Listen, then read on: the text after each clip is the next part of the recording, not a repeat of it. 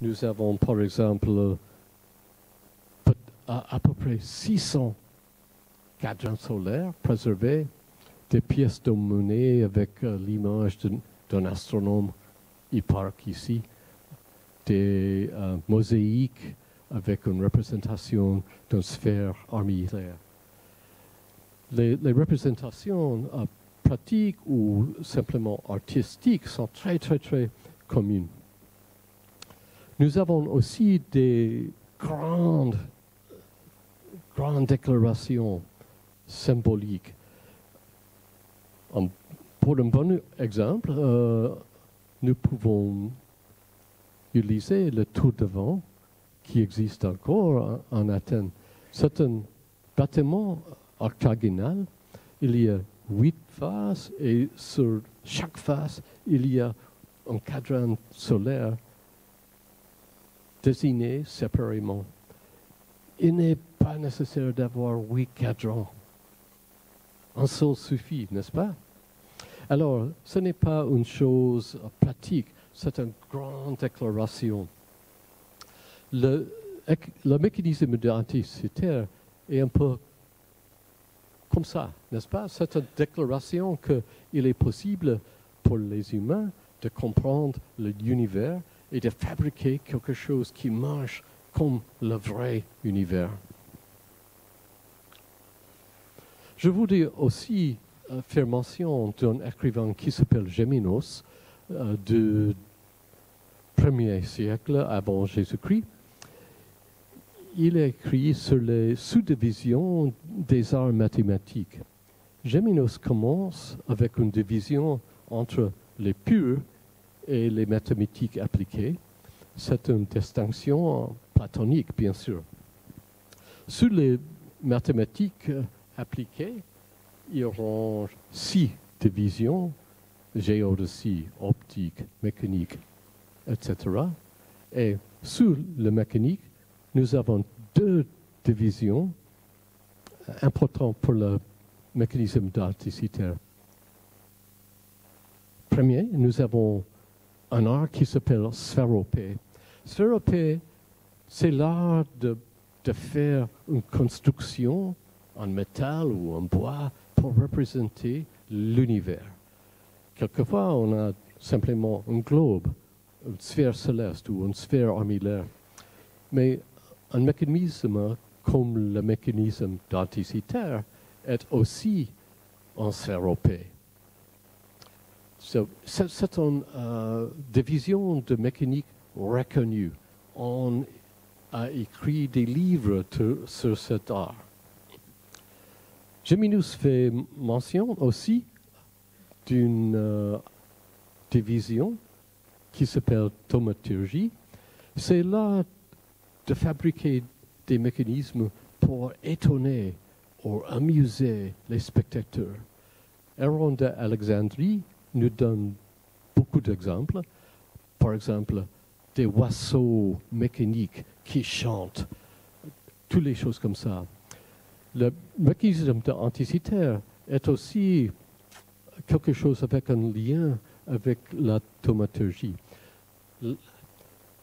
La découverte des engrenages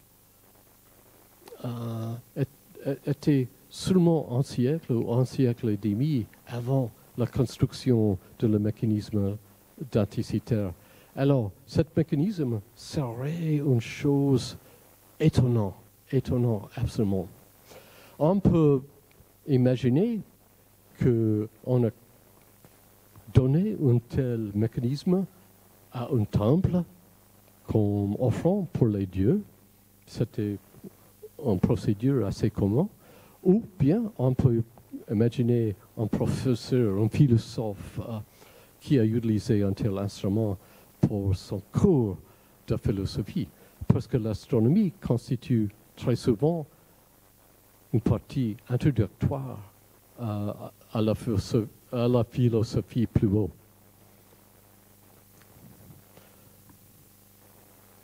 C'est un modèle pour amuser, pour instruire, pour étonner, mais aussi pour faire un sens d'humilité en face du cosmos.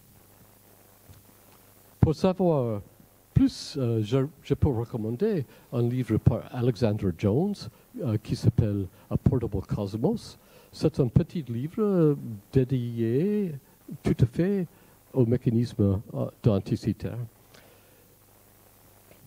Mais on peut voir aussi une petite vidéo sur YouTube.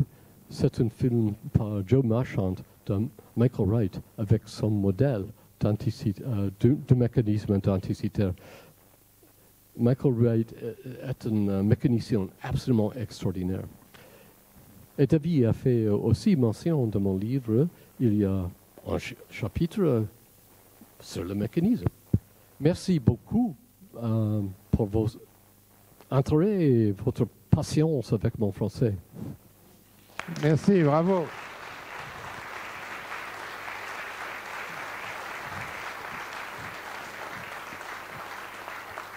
Merci, James.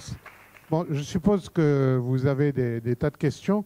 Moi j'en ai une basique.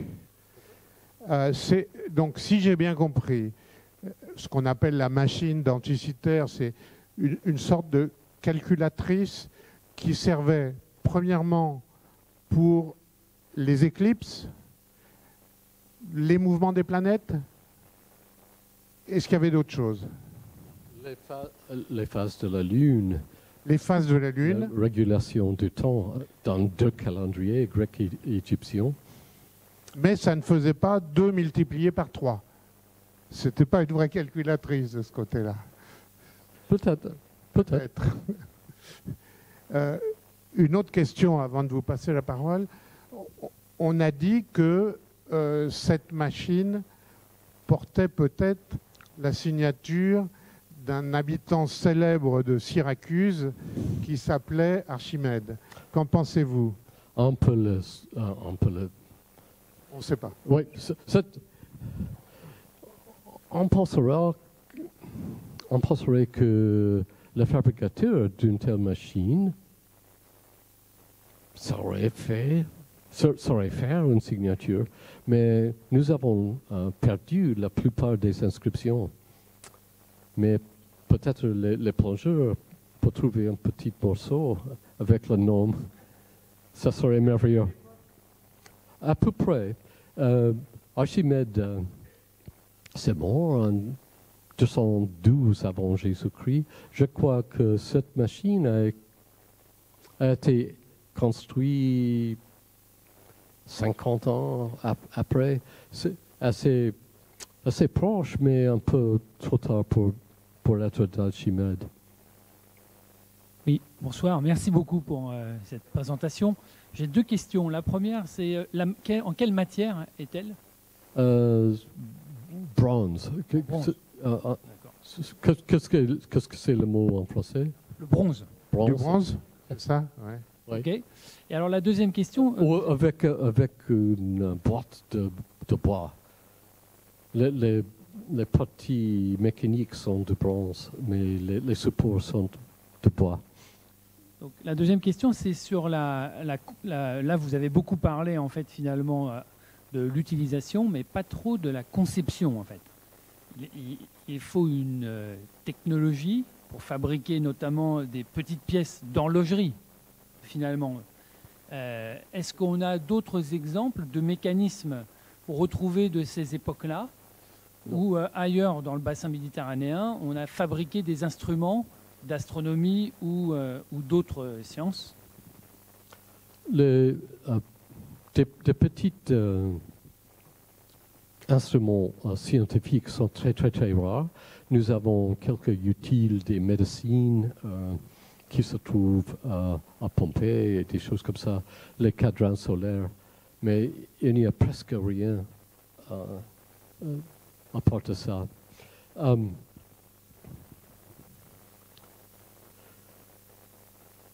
Nous pensons que l'art de sphéropée a commencé avec Archimède. D'après un autre écrivain, il a même écrit un livre sur ce sujet. Nous avons aussi quelques mentions de cet art parmi des astronomes beaucoup plus tard, Ptolémée dans le IIe siècle après Jésus-Christ. Alors, nous savons que c'était un art qui a existé pour presque 4 siècles. Mais c'est un absolument miracle que nous avons trouvé la moitié d'un exemple. Je crois qu'ils étaient assez rares parce qu'il serait très cher de fabriquer quelque chose comme ça. Et ce n'est pas n'importe quoi mécanicien qui pouvait fabriquer quelque chose comme ça. Ils sont alors assez rares, mais on peut espoir pour trouver d'autres exemples peut-être. Une autre question là. Pour continuer sur la question de Gilles, c'est pas seulement faire des engrenages qui soient petits, c'est aussi pouvoir diviser le cercle, par exemple, un nombre impair. Par exemple, il y a des engrenages avec 53 ou 57. Donc, est-ce qu'il existe des textes contemporains ou plus anciens qui expliquaient la façon de diviser le cercle, par exemple, dans un nombre impair de parties?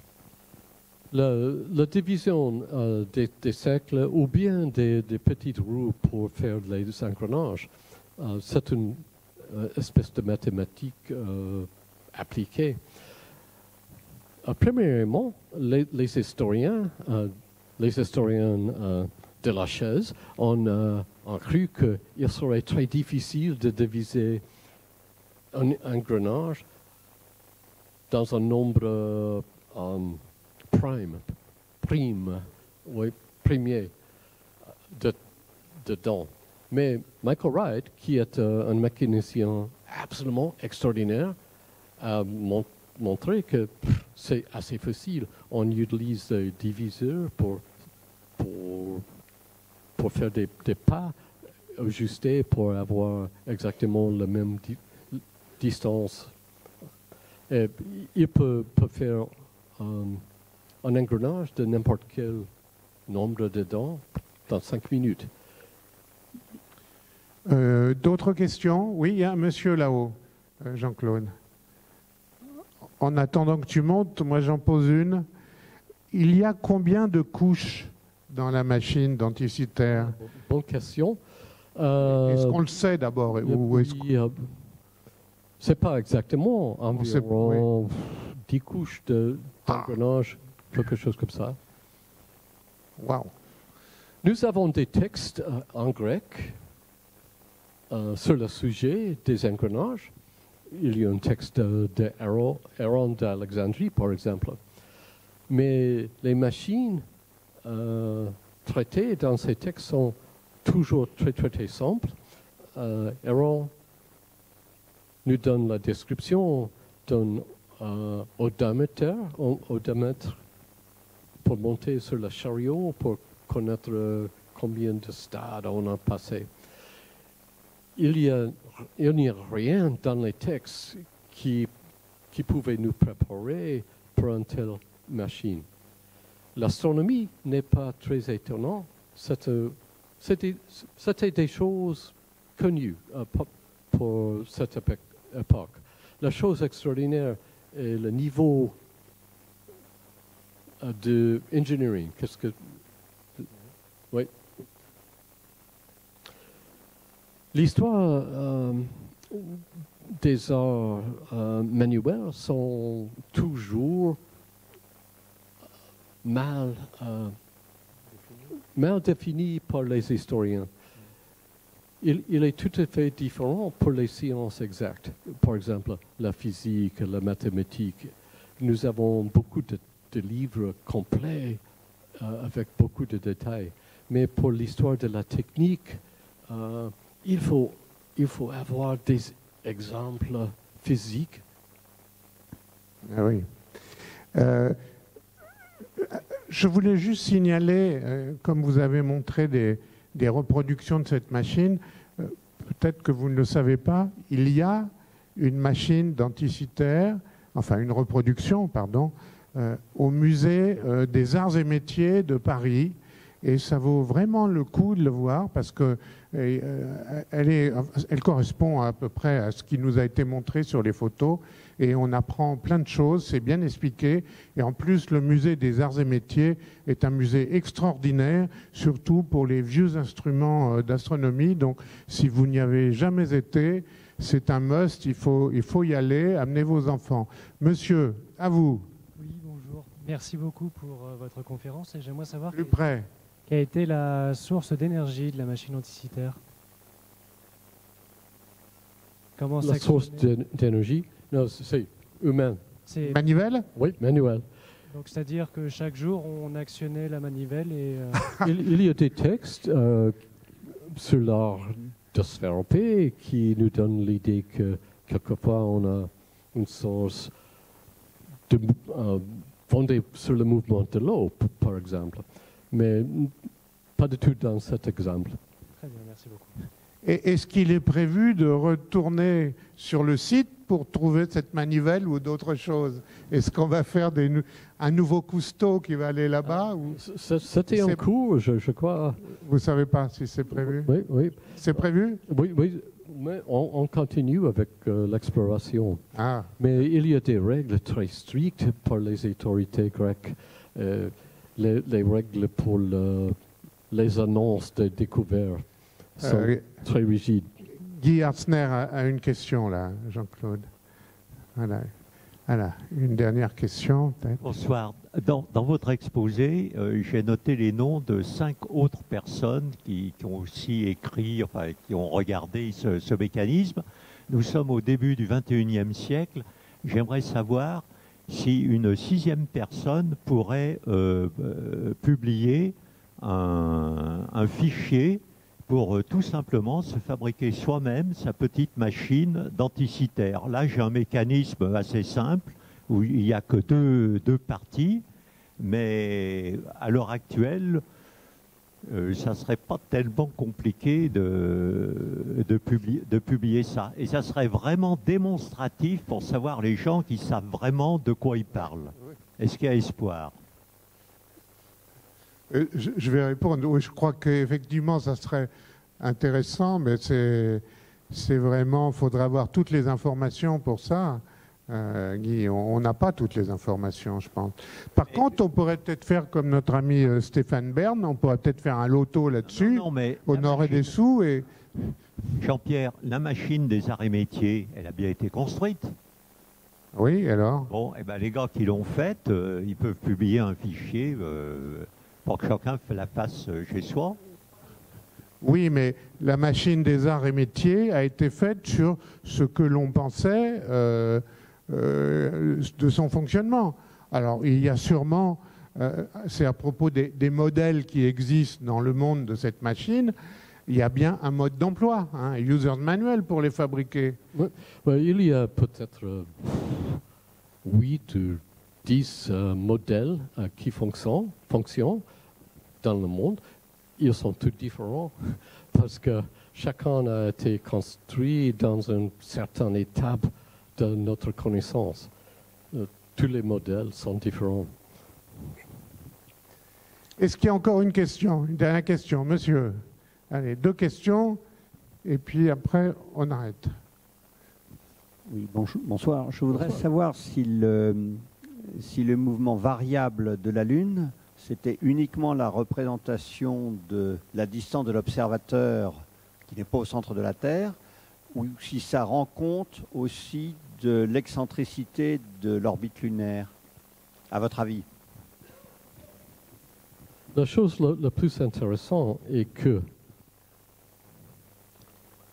avec cette construction, on supprime la variation dans la distance. Alors, nous avons un point, la Lune, qui fait un cercle plus vite et plus rapide, mais sans aucune variation de la distance. Et la chose la plus extraordinaire est que c'est équivalent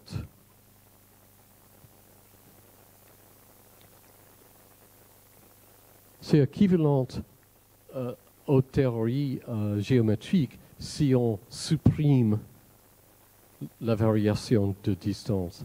C'était un découvert absolument étonnant. Une dernière question. Allez. Quel est le dernier mystère, la dernière grande question qu'on se pose sur la machine? Ah, la question de la datation, ce n'est pas... Nous n'avons pas... On n'a pas la solution finale. exactement. Oui. C'est Mais- pas tout à fait exact la datation. On- Plus ou on moins. a le POC pour la prédicture de l'éclipse, mais ce n'est pas la même chose que la date de construction. Mais aussi le nom du fabricateur. Oui, qui a fait cela et pourquoi? Ça, Y avait-il une usine de fabrication de machines? On n'en a trouvé qu'une. c'est quelque chose qui va rester peut-être... Oui, mystérieux. oui. Oui. Bon, écoutez, Nope. plus de questions. Ah, allez, une toute dernière. Allez, monsieur.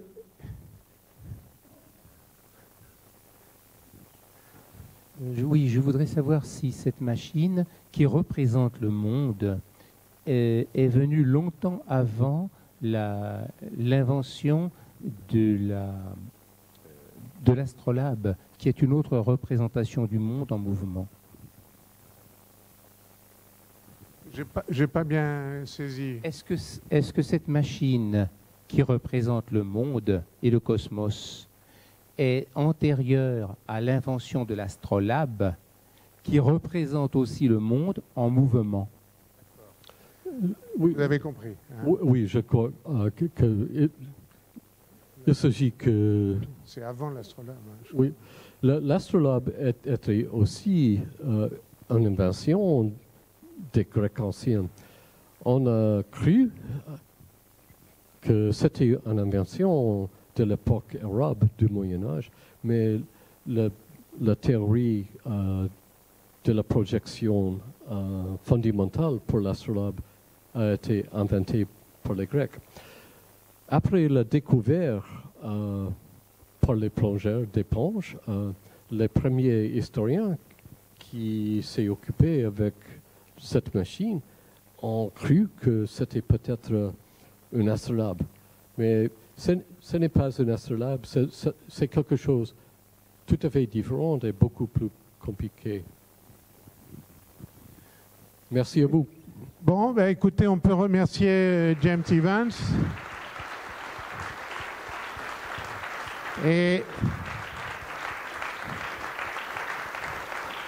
Et je vous donne rendez-vous à la prochaine conférence, le 12 octobre.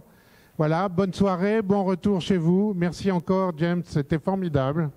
Donc, il y aura un compte-rendu. James nous a donné sa présentation aussi. Elle sera disponible sous mot de passe comme d'habitude. Bon retour, bonsoir. Une